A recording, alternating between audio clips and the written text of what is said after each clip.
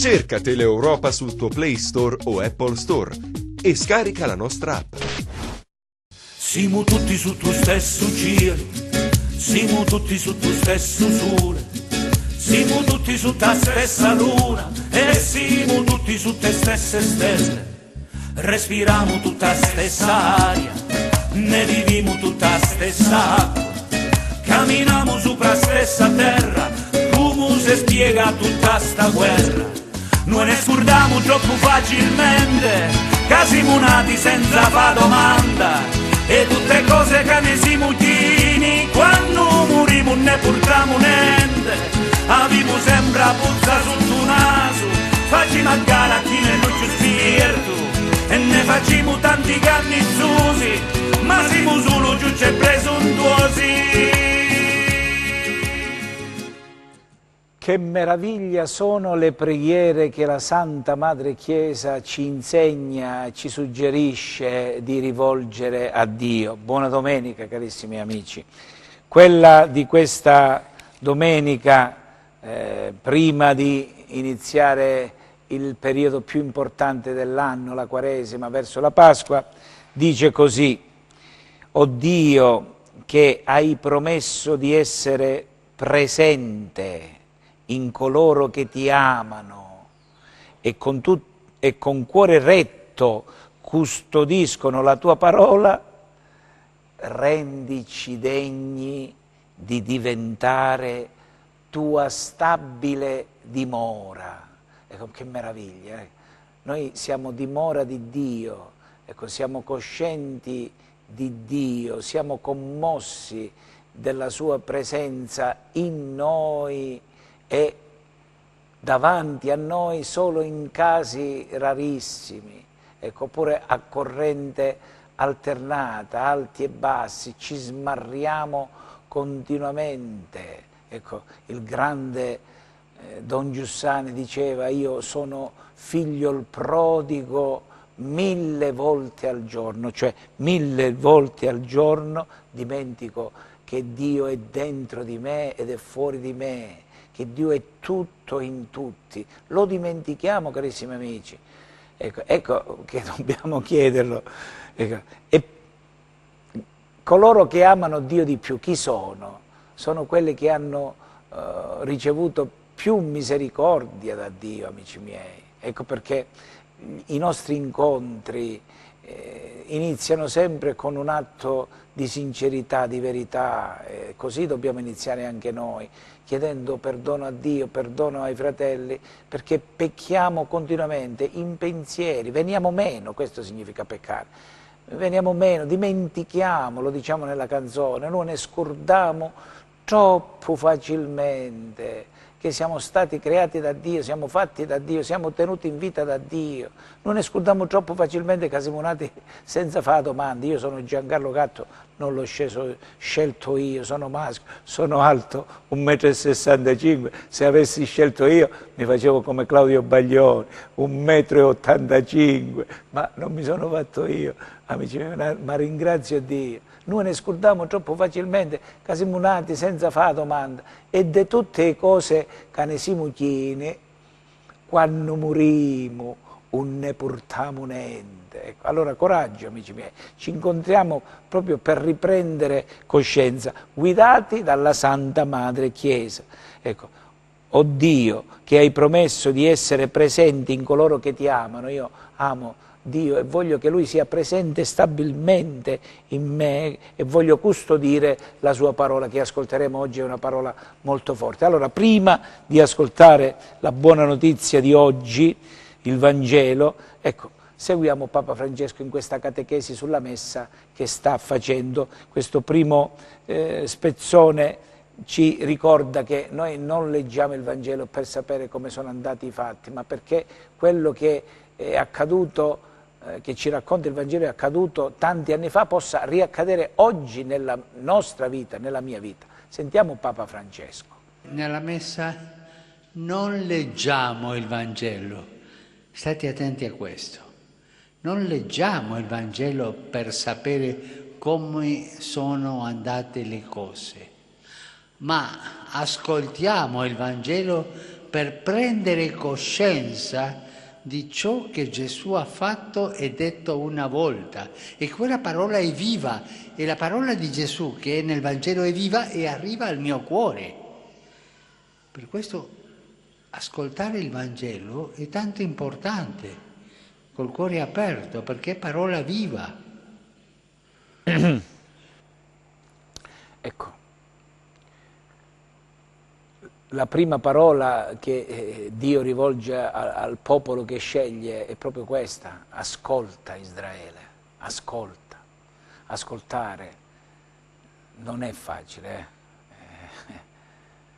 è un dono che bisogna chiedere, di ascoltare e lasciarsi toccare, anche lasciarsi ferire dalla parola di Dio, da Dio che tiene in piedi tutto, che permette tutto quello che accade. Allora, un altro passaggio, Papa Francesco dice una frase di Sant'Agostino molto bella sul Vangelo. Sentiamo. Scrive Sant'Agostino che la bocca di Cristo è il Vangelo. Lui regna in cielo, ma non cessa di parlare sulla terra. Il Vangelo è la bocca di Cristo. Bella immagine. Se è vero che nella liturgia Cristo annunzia ancora il Vangelo, ne consegue che partecipando alla messa dobbiamo dargli una risposta. Noi ascoltiamo il Vangelo e noi dobbiamo dare una risposta nella nostra vita. Per far giungere il suo messaggio, Cristo si serve anche della parola del sacerdote, che dopo il Vangelo tiene l'omelia.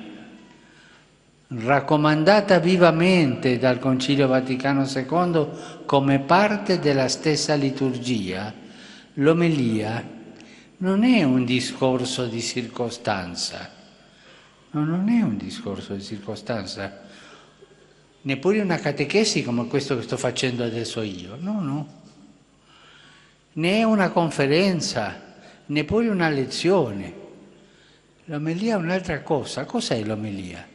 È un riprendere quel dialogo che è già aperto tra il Signore e il suo popolo, affinché trovi compimento nella vita. L'esegesi autentica del Vangelo è la nostra vita santa. La parola del Signore termina la sua corsa facendosi carne in noi, traducendosi in opere come è avvenuto in Maria nei Santi. Che bello, ecco che bello. San Girolamo diceva che l'ignoranza del Vangelo, l'ignoranza delle Scritture è ignoranza di Cristo. E poi quanto è bella questa immagine, che è una storia che continua, un dialogo che continua tra Dio ed ognuno di noi, e ognuno di noi deve mettersi all'ascolto, ecco, anche noi sacerdoti, ascoltare cosa dice Dio. Ecco, lui quest'ultimo pezzettino della catechesi del Papa è un po' un richiamo a noi sacerdoti. Io mi sento un po' in difetto, ecco, chiedo perdono a Dio, perdono anche ai fratelli, una tiratina d'orecchie sulle omelie che il Papa fa a noi sacerdoti. Sentiamo. E chi fa l'omelia deve essere conscio che non sta facendo una cosa propria, sta predicando, dando voce a Gesù, sta predicando la parola di Gesù. E l'omelia deve essere ben preparata, deve essere breve. Breve. Mi diceva un sacerdote che una volta che era andato a un'altra città dove abitavano i genitori e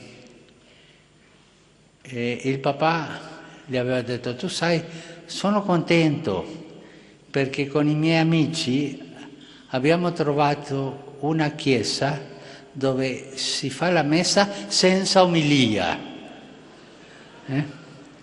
E quante volte noi vediamo che nell'omelia alcuni si addormentano, altri chiacchierano, o escono fuori a fumare una sigaretta, no? Ah, è vero, eh?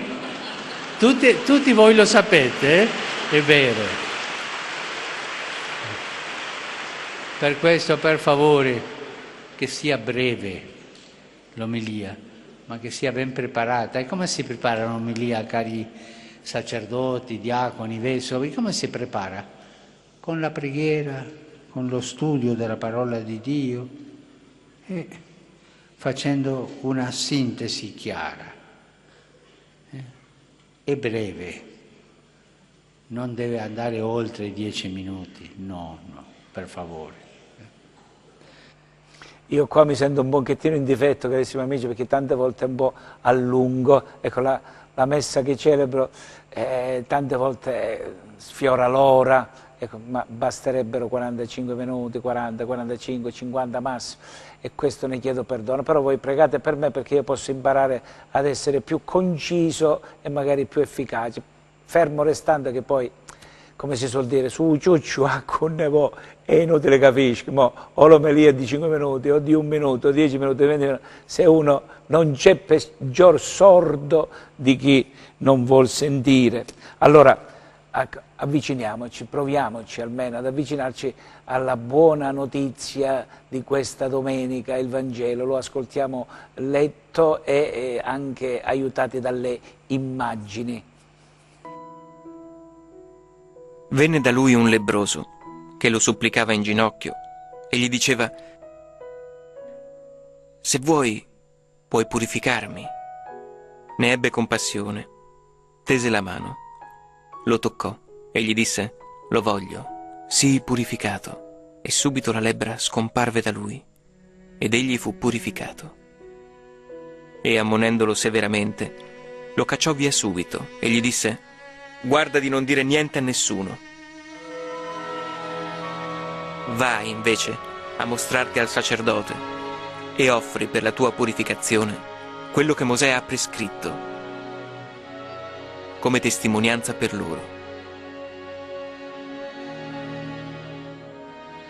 Ma quello si allontanò e si mise a proclamare e a divulgare il fatto, tanto che Gesù non poteva più entrare pubblicamente in una città, ma rimaneva fuori, in luoghi deserti, e venivano a lui da ogni parte. Che bello pensare all'umanità di Gesù, ecco, anche un'umanità ingenua. Gesù come uomo era proprio ingenuo, no? Abbiamo ascoltato, si illude che questo nostro fratello che viene guarito dalla lebbra potesse essere capace di mantenere il segreto. E come si fa? Gesù gli raccomanda, dice: guarda di non dire niente a nessuno, va a mostrarti al sacerdote. Ma come si fa, carissimi amici? Ecco, questa è l'ingenuità di Gesù di Nazaret, è bellissima e stupenda. E quello giustamente si allontana e si mette a proclamare, a divulgare il fatto, la guarigione. Ecco, Gesù perché l'aveva fatto? Perché voleva evitare la ressa, ecco, perché quando si compie un miracolo, ecco, poi tutti quanti accorrono e la vita si complica, come quando uno ha successo, oppure quando uno combina qualcosa di brutto e rischia di venire linciato. E Gesù è costretto a non poter entrare pubblicamente in una città, ma rimaneva fuori in luoghi deserti e venivano da lui da ogni parte. Allora l'insegnamento di questa pagina di Vangelo stupenda qual è? Ecco, noi ci concentriamo tante volte sulla lebbra, sulla malattia del corpo, e dimentichiamo che abbiamo una malattia ben più grave, profonda dentro di noi, che è la nostra poca fede, la nostra incredulità, la nostra debolezza, la nostra propensione a lasciarci ingannare dalla menzogna, dal non capire, ecco, questo. Ci dimentichiamo che c'è questa germe di corruzione dentro di noi, difatti siamo destinati alla corruzione, no? Noi ci consumiamo, invecchiamo, se invecchiamo, oppure ecco, ci perdiamo. Lo dimentichiamo perché c'è questo germe di morte dentro ognuno di noi, ecco, ed è lì che vuole intervenire Dio attraverso Gesù suo Figlio. Ecco, chi tocca con fede il Figlio di Dio viene non solo guarito nel corpo, che quello poi è secondario, ma viene guarito nel profondo. Ritorniamo alla condizione originale di quando Dio crea ed era tutto buono, vide che era una cosa buona. Allora ritorniamo alla nostra vera natura di figli di Dio, creati non per un tot su questa terra, ma creati per l'eternità. Questo noi lo dimentichiamo continuamente, amici miei, come dicevamo all'inizio, perché il nostro vero bisogno, io lo dicevo ai miei amici in carcere l'altro ieri, ma a una mamma che perde il figlio, perde un figlio, questa poi si ammala, una malattia, il miracolo più grande che può ricevere da Gesù, che lei guarisce dalla malattia che ha, che gli interessa, lei ancora sente la mancanza del figlio che ha perso. Il miracolo più grande è avere la certezza, come dice Chiara Corbella, questa giovane donna di 28 anni che dopo 2 parti di figli senza cervello che nascono e muoiono, poi ha il terzo, Francesco, che ancora vive, che ha 6 anni, che poi scopre di avere un tumore e non si lascia curare perché avrebbe danneggiato il figlio che portava in grembo. Ecco, Chiara Corbella, che diventerà santa fra qualche anno, sicuramente, che ha avuto una grazia straordinaria, dice: siamo nati e non moriremo mai più. Ecco, questo è il vero miracolo, carissimi amici. La domenica è la Pasqua della settimana, dove possiamo essere restaurati, possiamo sperimentare la potenza della risurrezione, possiamo sperimentare quello che ci succederà alla fine della nostra vita, oppure se succede qualcosa, perché non è detto che io mi consumerò. Per mo' ho la consumazione dei 60 anni, ma non lo so quanto mi rimane ancora da vivere, ma la certezza di non morire mai più, amici miei, questo è il nostro vero bisogno, insieme al bisogno di sentirci figli pensati, amati da Dio, figli amati incondizionatamente. C'è questo desiderio di eternità. Ecco, perché noi ci lasciamo ingannare facilmente, ecco, dalle cose della vita che sono belle, ma che sono un sacramento, sono un segno. Difatti nella seconda lettura San Paolo dice ai Corinzi: guarda, fratelli miei, sia che mangiate, sia che beviate, sia che facciate qualsiasi altra cosa, fate l'amore, vincete una gara, una partita, fate un concerto bellissimo, cioè una soddisfazione che fate tutto per la gloria di Dio, non per la gloria vostra, perché poi passa. Non siate motivo di scandalo né ai giudei, uomini religiosi, né ai greci, uomini di cultura, né alla Chiesa di Dio, così come io mi sforzo di piacere a tutti in tutto, senza cercare il mio interesse, ma quello di molti, perché giungano alla salvezza. La salvezza c'è quando io arrivo alla certezza, ecco, come Chiara, che siamo nati e non moriremo mai. Allora, sentiamoci questo intervento di Papa sull'importanza del silenzio, sull'importanza dell'adorazione, sull'importanza della preghiera. Perciò siamo deboli, carissimi amici, perché nella nostra vita c'è poco spazio alla preghiera, all'adorazione, alla riflessione, alla meditazione su quello che siamo e che il Signore vuole che noi godiamo. Io sono venuto perché voi abbiate la gioia, vi godete le cose della vita, ma senza la paura di perderle, perché non perderete niente. Sentiamo Papa Francesco. Ci farà bene oggi prendere un po' di tempo di preghiera, con la memoria del nostro cammino, la memoria delle grazie ricevute, la memoria delle lezioni, della promessa, dell'alleanza, e cercare di andare su verso l'adorazione. Immesso dell'adorazione, con tanta umiltà, dire soltanto questa piccola preghiera: ascolta e perdona. Oggi è Carnevale, domani e dopodomani c'è questa festa bellissima e mercoledì entreremo nella Quaresima, proprio nel giorno di San Valentino, ecco, il giorno degli innamorati, dove vediamo, sentiamo tante cose che proprio ci fanno sorridere. Ecco, iniziamo la Quaresima in questo giorno particolare, il 14 di febbraio. Noi calabresi, ma tutta la Chiesa, abbiamo un grande amico che dobbiamo invocare, che ci deve aiutare. Chiedo al mio caro regista Piero Arena di mandarlo, l'ha già mandato, vedete che il nostro grande amico, la preghiera, l'adorazione, il nostro grande San Francesco di Paola, che chiede l'elemosina a Dio, la carità a Dio, perché altrimenti senza la carità non si va da nessuna parte. Certamente non si può attraversare lo stretto di Massina su un mantello, non si può entrare nelle fornaci infuocate senza bruciarsi, non si può ridare la vita ad un pesce morto, ad un agnello già ammazzato. Ecco, tutte cose, miracoli che si raccontano di San Francesco di Paola, ma ricordiamo oggi il miracolo più grande è credere in Dio, credere che Dio non fa perdere nulla.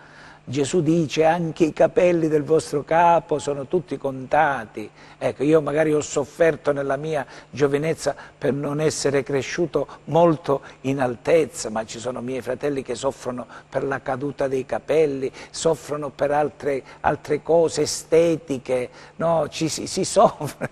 Ma amici miei, Dio non fa perdere nulla, nemmeno un passerotto, dice Gesù, un passerotto che cade a terra, il Padre non lo fa perdere. Ecco che io sto vivendo questi giorni in cui sento tantissimo, ma tanto, ci sono dei momenti che mi vengono le lacrime, no? Pensando alla mia cagnolina carissima, virgola, e mi commuovo e sento tanto la sua mancanza, però nello stesso tempo sento la forza, la gioia di averla avuta per 1 anno e mezzo, tutti i momenti bellissimi che abbiamo vissuti insieme, e ho la certezza che lei è in paradiso, perché come dice Gesù, il Padre Eterno non fa perdere nulla, come non fa perdere un passerotto, non fa perdere un cagnolino, non fa perdere un gattino, un uccellino che possiamo avere, che ci dispiace quando non lo vediamo più vivo con noi, come ci sono mamme che hanno perso i figli, amici miei, la lebbra che ci attanaglia tutti e questa mancanza di fiducia in Dio. Questa è la buona notizia di oggi. Se ci avviciniamo a Gesù e tocchiamo Lui, ecco, tutto può cambiare, ma Gesù non è presente solamente nei tabernacoli delle nostre chiese, possiamo adorare la presenza di Gesù, non è presente solo nei sacramenti ai quali partecipano pochissime persone, alla messa, alla confessione. Sono pochissime le persone che possono incontrare Gesù attraverso i tabernacoli, le messe e la confessione, ma si può incontrare Gesù se è presente in qualcuno. Ecco perché ritorna la preghiera con la quale abbiamo iniziato. Questo è il miracolo dei miracoli, che il Signore mandi operai, uomini, maschi, femmine, dotti, ignoranti, alti, bassi, belli, brutti, cioè non ha importanza, l'importante è uomini che sentono, hanno la presenza, la coscienza della presenza di Dio in loro e in chi incontrano. Questo è l'incontro con Dio. E allora, amici miei, la vita può rinascere, perché la vita rinasce in un incontro. Però bisogna incontrare Gesù Cristo vivo, non in una liturgia, in una parata liturgica, ma in un uomo vivo. Ecco, o Dio che hai promesso di essere presente in coloro che ti amano e con cuore retto e sincero custodiscono la tua parola, rendici degni di diventare tua stabile dimora. Allora, carissimi amici, ecco, auguriamocelo, questo miracolo, che se non accada in noi, accade in qualcun altro. E buona domenica, e arrivederci alla prossima, che sarà la prima domenica di Quaresima. E buon inizio di Quaresima a tutti. Siamo tutti su tuo stesso cielo, siamo tutti su tuo stesso sole, siamo tutti su ta stessa luna e siamo tutti su te stesse stelle. Respiriamo tutta stessa aria, ne viviamo tutta stessa acqua, camminiamo sopra stessa terra, come si spiega tutta sta guerra. Noi ne scordiamo troppo facilmente, che siamo nati senza fa domanda, e tutte cose che ne siamo chini, quando moriamo ne portiamo niente. Abbiamo sempre a puzza sotto naso, facciamo a gara a chi ne non ci spirito, e ne facciamo tanti cannizzosi, ma siamo solo giusti e presuntuosi.